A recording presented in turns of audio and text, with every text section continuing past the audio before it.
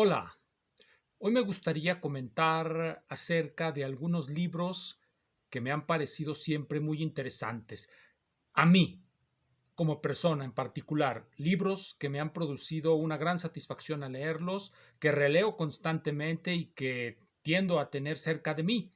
En todo este laberinto de libros, uno a veces se pierde, pero uno debe de tener siempre conciencia que son unos pocos, no muchos, los que son realmente esenciales para uno. ¿Por qué? Pues por apegos irracionales, por ser la primera vez que comprendí algo en ese libro que leí. Quizás si lo hubiera leído en otro, me hubiera pegado a aquel otro libro, pero del caso que fue ese en particular. Y hoy quiero hablar de esos pocos libros, no son muchos, así que esta será una intervención muy breve. Bueno, esperemos que sea breve. Si es breve, es buena. Entonces comenzaré con uno que siempre me ha parecido la mejor introducción a Heidegger, precisamente la mejor introducción a ese gran filósofo del partido nazi, Martin Heidegger o Heidegger, no sé cómo lo pronuncian hoy día los heideggerianos.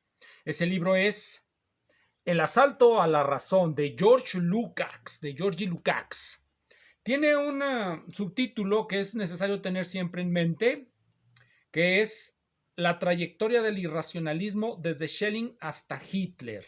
Aquí vamos a poder encontrar, llevada a uno de sus extremos más interesantes, la técnica que utilizaba Borges para cubrir de oprobio a sus oponentes, aunque Lukács lo hace de una manera más explícita. Recordemos que para contagiar de irrealidad a sus oponentes, Borges los ponía en correspondencia o los juntaba en clases que incluían cosas manifiestamente irreales y de esa manera u odiosas, y de esa manera generaba una suerte de contagio, como alguna vez lo ejemplifiqué con el libro con el cuento, el relato de Tlön Uqbar Tertius. Pero aquí queda mejor. Lukács nos va a platicar de la trayectoria del irracionalismo.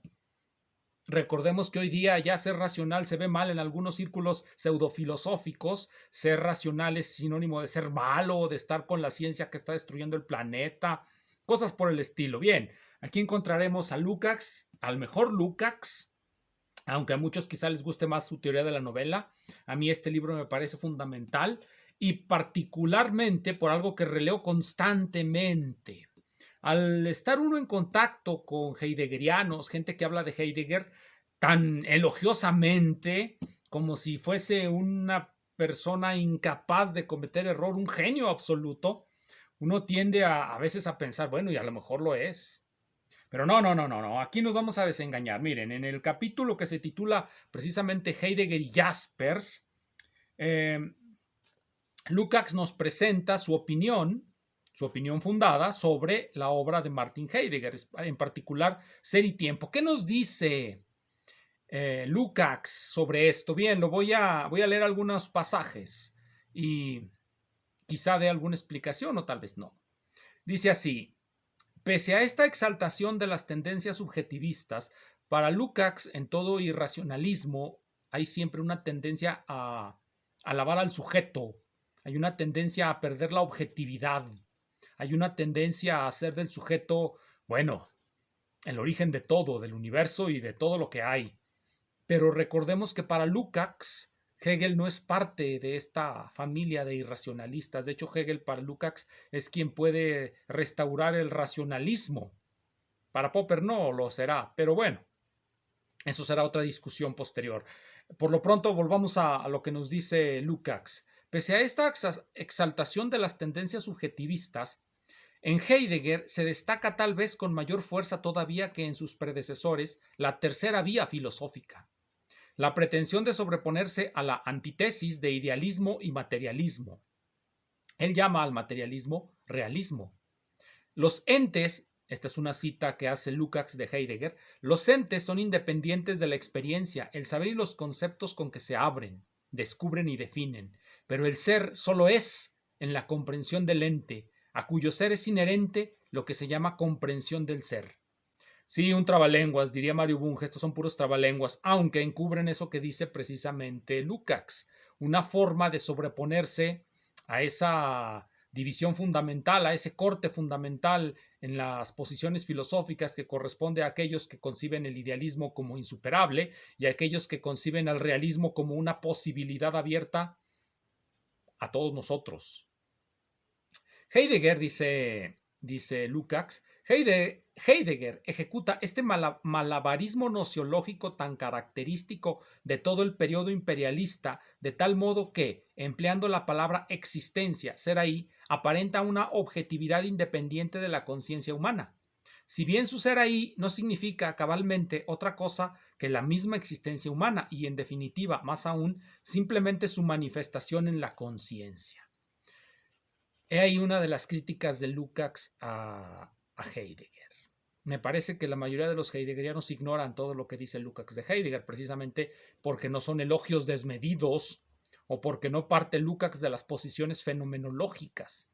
Recordemos que para los idealistas era la vía kantiana y después la vía hegeliana el único real camino para hacer filosofía.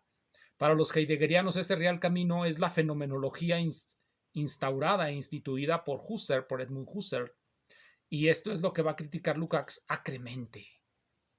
Para él, la fenomenología es una pérdida de tiempo. Pero bueno, ¿por qué? Bueno, porque nos lleva a un callejón sin salida, al subjetivismo total y, junto a este, al irracionalismo. Le faltó poner a Husserl. Aquí siempre me ha parecido extraño, en otro libro de otro filósofo que también fue discípulo de Heidegger, en este caso el filósofo que era muy querido por los norteamericanos porque precisamente gracias a una beca que le dio Carl Schmitt llegó a Estados Unidos.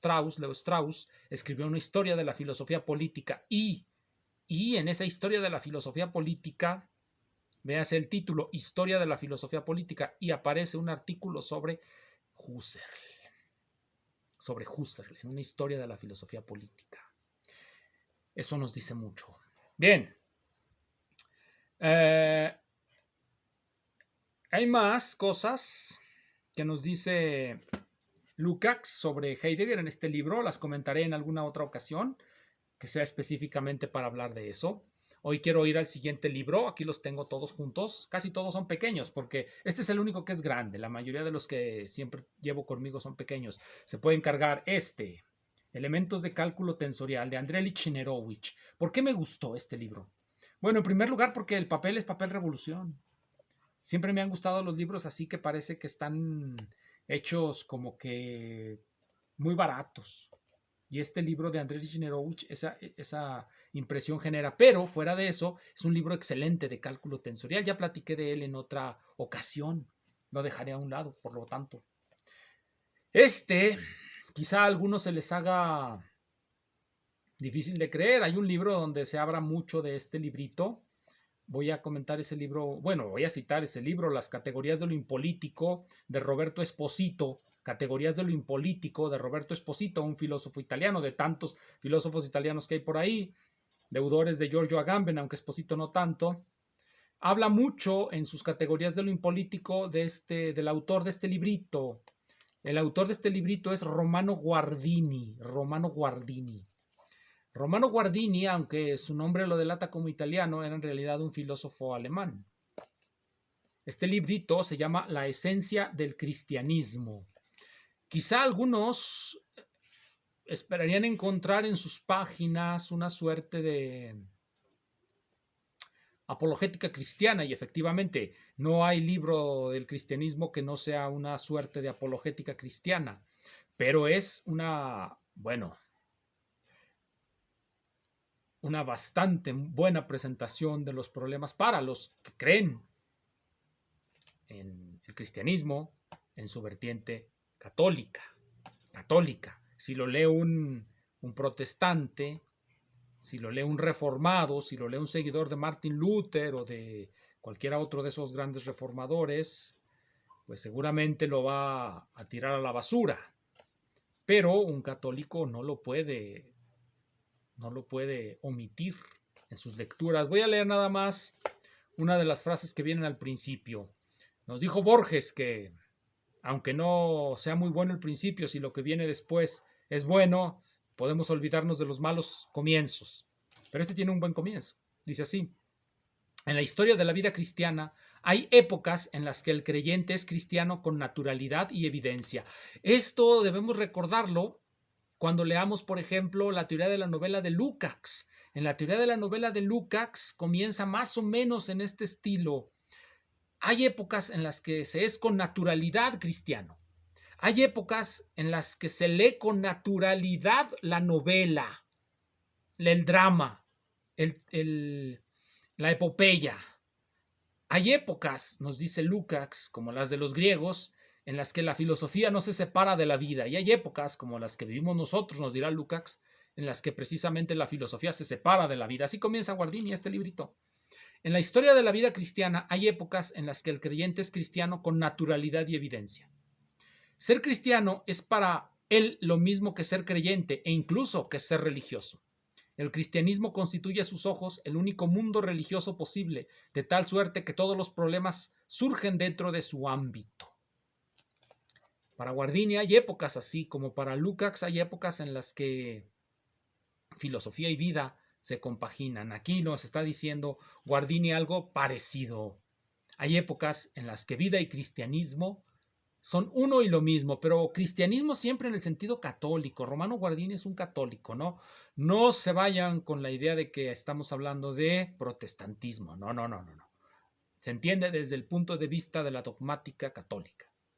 Bien, vamos a otro y saltamos demasiado lejos, fíjense. Empezamos con un marxista, nos fuimos con un teórico de la relatividad, Lichner-Owicz, pasamos por un católico cristiano y vamos a continuar con un señor muy conocido, se apellida Foucault, Michel Foucault. Esto que tengo aquí es el texto de dos conferencias radiofónicas. Se llaman El cuerpo utópico y las heterotopías. Fueron dos conferencias radiofónicas, nos dice aquí, que fueron transmitidas. Me parece que El cuerpo utópico y las heterotopías son dos conferencias radiofónicas pronunciadas por Michel Foucault en los días 7 y 21 de diciembre de 1966. Entonces aparecieron primero radiofónicamente y después llegaron a ser un libro.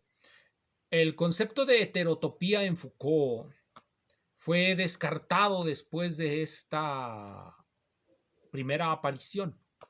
Ya no apareció en Las palabras y las cosas, ya rara vez apareció posteriormente. No he consultado los voluminosos nuevos tomos que han aparecido de la obra de Foucault, lo que van apareciendo y que seguirán apareciendo quién sabe cuánto tiempo. Foucault es uno de esos autores que muerto publica más que vivo. Muerto publica más que vivo. Se ha de ser un gran negocio para mantenerlo en prensa. Bueno, este librito es muy corto y son dos conferencias y traen un prólogo, por lo tanto nos podemos... y traen, aparte de un prólogo, traen un ensayo final que es más largo que la conferencia de las heterotopías. Las heterotopías ocupan muy pocas páginas. Aquí les puedo decir que van de la página 23 a la página 36, muy pocas páginas. Se lee muy rápido, pero plantea algunos problemas. ¿Qué es para Foucault una heterotopía? Sin utilizar su terminología, que en ocasiones puede parecer muy críptica, para Foucault una heterotopía es un lugar donde nosotros podemos ser nosotros mismos. Heterotopía por lugar, topía, lugar, y heteros por diferente, que se sale de la norma. Heterotopía es un lugar donde nosotros podemos ser nosotros mismos. Y para Foucault, cuando uno pretende ser uno mismo, uno se zafa de las normas, se sale de las normas. Yo me imagino, por lo que he escuchado, por lo que he leído en algunas biografías de Foucault, que Foucault era él mismo cuando viajaba a California y entraba a los baños de caballeros. En los baños de caballeros él podía ser él mismo, haciendo cosas que no puedo referir aquí porque no son para todas las edades. Pero esa es la idea o el concepto que trata de forjar Foucault. La heterotopía, un lugar donde los seres humanos podemos ser nosotros mismos. Esas heterotopías pues se encuentran en donde sea que uno las construya. Los drogadictos, los adictos, bueno, para no reducirla a términos patológicos o psicológicos, el concepto de heterotopía es alguien que disfruta ser sí mismo fumando drogas, inyectándose fármacos o lo que sea, encontrará su heterotopía ahí en ese lugar donde pueda hacerlo con libertad. Esa es la idea de heterotopía y del cuerpo utópico. Por supuesto, hay una literatura infinita, pero no lo dicen tan bonito y en un libro tan chiquitito como lo dice Foucault. Es una conferencia muy breve, se lee muy rápido. Bien, vamos a otro libro. Este libro es uno que he leído, bueno, lo leo constantemente. Todos estos libros los leo constantemente, los releo constantemente. Este es un librito. Me gustó su presentación, pero me gusta más su contenido. Se titula La relatividad, Memorias originales. Este es un librito editado en Argentina de la editorial MC. ¿Quién sabe cómo se pronuncia? MC. Y contiene algunos artículos que luego han sido reimpresos muchas veces, pero que aquí aparecen juntos. Se llama Sobre la electrodinámica de los cuerpos en movimiento. Ese es un buen artículo. Es un artículo que está a un nivel, bueno, todos deberíamos de leerlo. Yo no sé por qué tenemos que leer libros de texto donde nos presentan las interpretaciones de otros señores cuando podemos leer sobre la electrodinámica de los cuerpos en movimiento que utiliza matemáticas que no van más allá del segundo año de licenciatura. Sabiendo un poco de cálculo diferencial se podría leer ese artículo. Después viene otro que se titula ¿Depende la inercia de un cuerpo de su energía? ¿Depende la inercia de un cuerpo de su energía?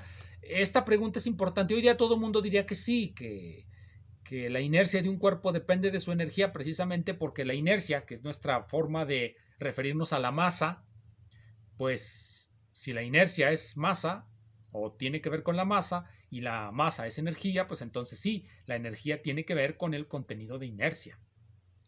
Pero en aquel tiempo Einstein todavía lo podía plantear como una gran pregunta, merecedora su respuesta de un premio Nobel o del reconocimiento de los siglos y los siglos. Hoy día, pues eso se le pregunta a un estudiante de la materia de relatividad especial. Después viene una nota complementaria por Guido Beck, un físico alemán que pasó mucho tiempo en Argentina. Después viene el fundamento de la teoría general de la relatividad, donde, junto con Marcel Grossman, el fundamento de la teoría general de la relatividad, es un artículo donde finalmente introduce sus ecuaciones del campo. Como todos sabemos, Einstein estuvo en una gran lucha para obtener las ecuaciones del campo gravitatorio, para lograr que fueran o se plegaran a su principio de covariancia. Hoy día sabemos que muchas de las maneras, de muchas formas, hoy sabemos que lo que hizo Einstein en ese artículo estaba mal.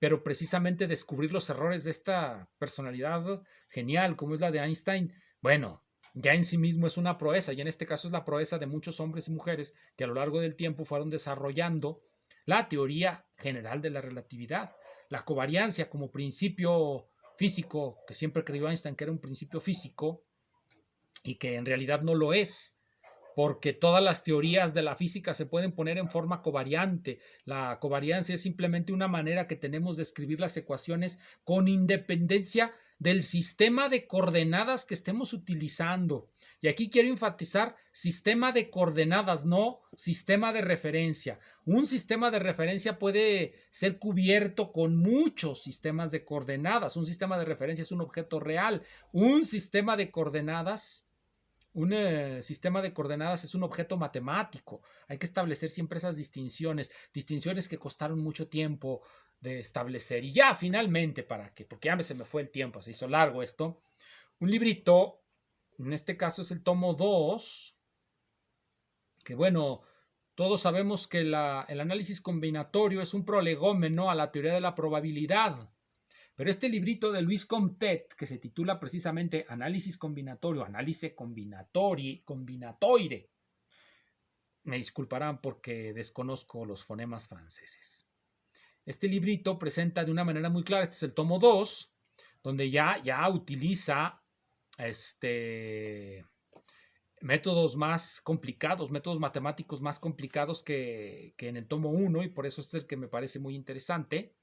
trae los números de Stirling, las fórmulas asintóticas de las permutaciones, la famosa fórmula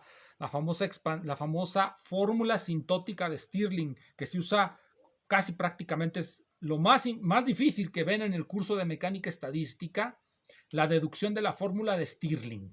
Teniendo la fórmula de Stirling se tiene pues la distribución de Maxwell-Boltzmann. Así de fácil.